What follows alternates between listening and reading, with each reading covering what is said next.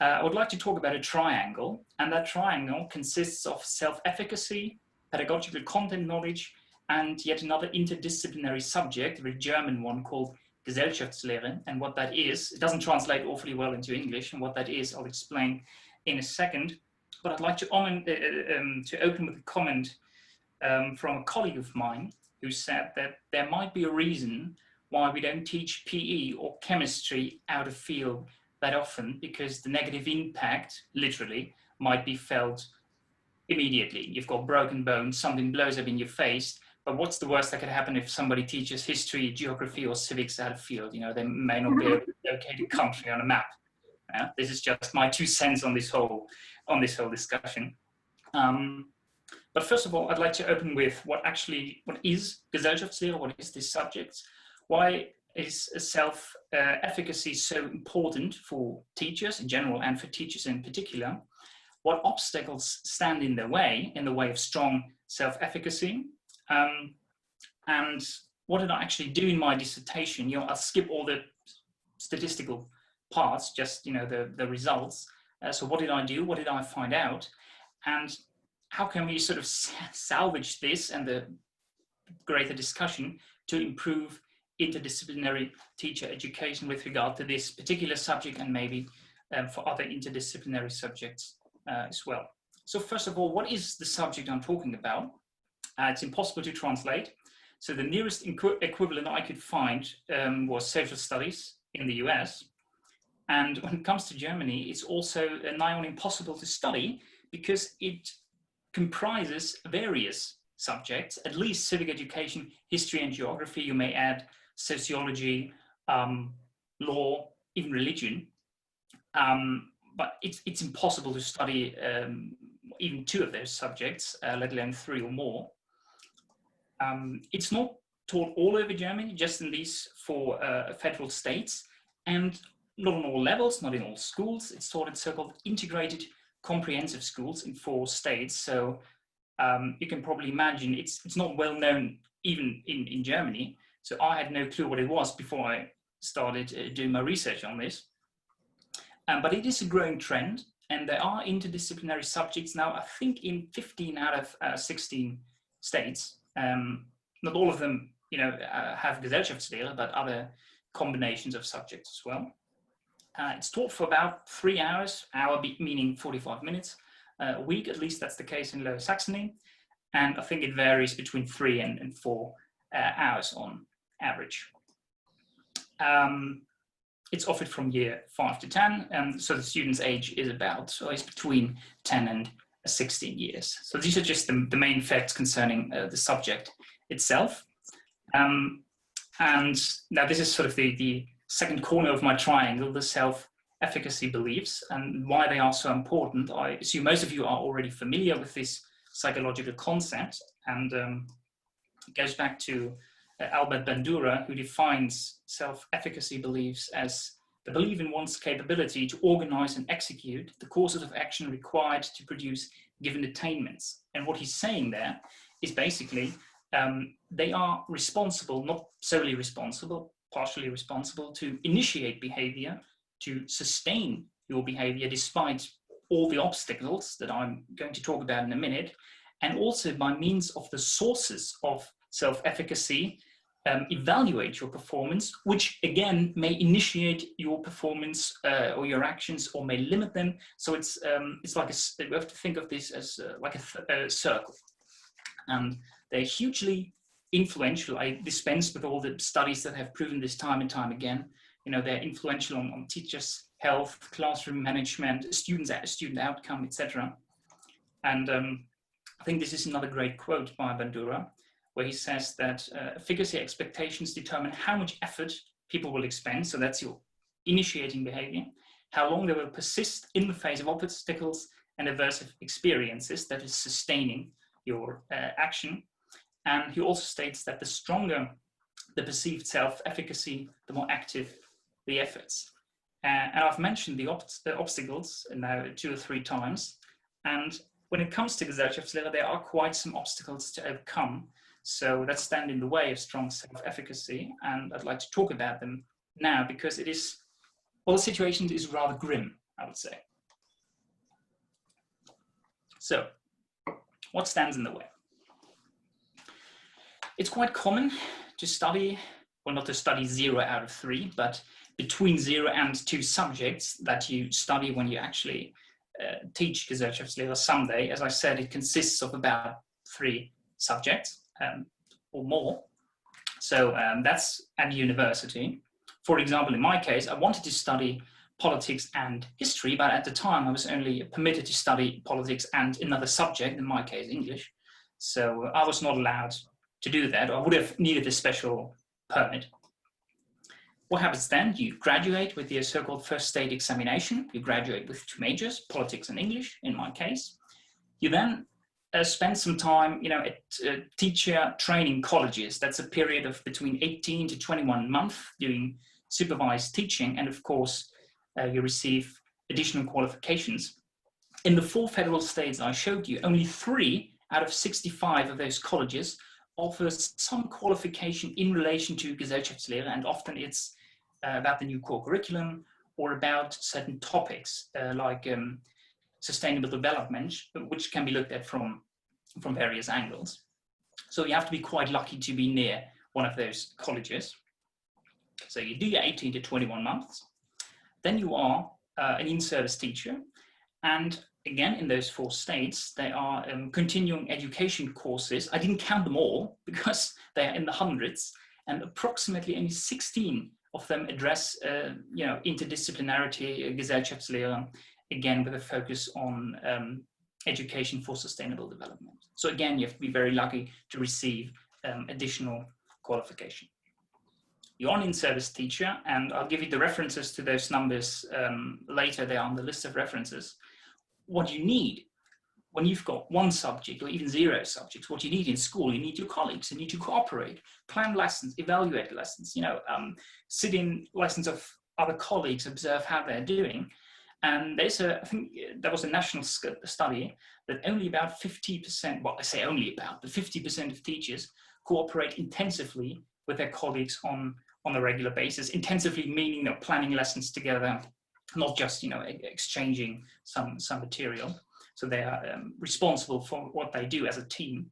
And it was also found that 52% of teachers say that they learn best by exchanging ideas with colleagues. So the will to cooperate is there, but there are also institutional obstacles in the way of doing so. And I know we all like percentages, so I try to do my best to count how many teachers actually teach Gesellschaftslehre out of field in those 4 states. It's very difficult. There's no, they define who is out of field differently. Sometimes they don't really define it at all. I try to get all the definitions. Basically what they say is out of field means having 0 out of the 3 subjects. So rather still good numbers in Rhineland-Palatinate, about 11%. That goes up to about 25%, North Rhine-Westphalia. Now, don't be shocked. That goes up to 65% in Hessen, teaching out of field, 0 out of 3 subjects. Funny enough, they didn't want to tell me how they define out of field. Maybe I have an idea why. And in Lower Saxony, where I'm from, we just don't know. Again, coming back to the issue of needing more data, needing reliable information, we just don't know. I assume it has to be somewhere between 11 and 65%, hopefully, but we don't know. And recently, it was stated that about 13% of all new teachers in 2020 went through sort of non-traditional teacher education. That doesn't mean they necessarily teach out of field, but they didn't go through the 3 regular stages: university, teacher training colleges, and then being an in-service teachers. So that's not a bright prospect there either. So we've got loads of obstacles in the way, and the question arises, or I asked the question, what does it actually mean for prospective and in-service teachers for their self-efficacy beliefs, and also, this is what I also investigated there, subjective content knowledge. So how much do they believe knowing about a certain area? So that was not supposed to happen, but anyway, what did I do in my dissertation? I should have started with a goal. I designed a questionnaire to measure the PCK-related, so pedagogical content knowledge-related self-efficacy beliefs of teachers in Gesellschaftslehre, and also their subjective content knowledge. I did that in 4 steps. I started in, 2017, I think, with a think aloud study, just to get the questionnaire on track. Was followed up by a quantitative pilot study, then a validation study, which became necessary after the items I chose for the content knowledge didn't work terribly well. But the results I'm going to show you on the next slide, they all come from the main study. And yes, unfortunately, I don't have like 13 million participants or even 800 plus. I could only reach about 450 students and teachers. So, what you can see on this slide is 2 columns, the PCK-related self-efficacy beliefs and SCK, that is subjective content knowledge. Overall, I was surprised. I used a 4-point Likert scale, and on almost all measures, they were above average. So that means above 2.5. Most people found it easiest to deal with technical learning difficulties, showing the students how to present properly, prepare for presentation and so on. They found it most difficult, that's not surprising, to diagnose student needs, to assess their prior knowledge and take it from there, because they themselves may not know about all 3 subjects. When it comes to content knowledge, they found history to be the easiest and geography to be the most difficult. And bear that in mind, because it would appear that geography and geography students are sort of the odd ones out when it comes to Gesellschaftslehre. There were hardly any differences concerning self-efficacy between men and women. On the other hand, as far as content knowledge is concerned, I assessed political knowledge, historical knowledge and geographical knowledge. Men scored higher or estimated their capabilities higher on all 3 facets, and that is backed by prior research. Something that can be said both for self-efficacy and content knowledge is that bachelor students score the lowest and teachers, in-service teachers, the highest. And I think I might dispense with the predicted by, what was predicted by what. I think more important is the study subject. Obviously, one would say that I feel more confident when there's a didactical challenge that corresponds to my own subject. That was true for students with a civic education background, history background, and geography background.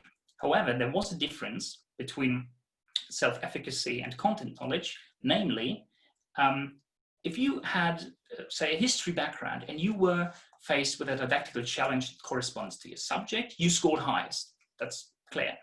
But there was, in that case, there was no hierarchy between like 2nd and 3rd place. So, for example, somebody having studied civic education had no advantage over geography students. In this case, when it comes to self-efficacy, PCK self-efficacy. On the other hand, I found that apparently knowledge, political knowledge and historical knowledge seem to be closer together, because again, somebody with a background in history scored higher on historical knowledge, yet in 2nd place came those with a background in civic education, and vice versa. And the geography students scored, except for their own knowledge, of course, scored lowest. So there may be a need to take geography students more into consideration when it comes to teacher education. And this is my last slide, actually. What do we do now?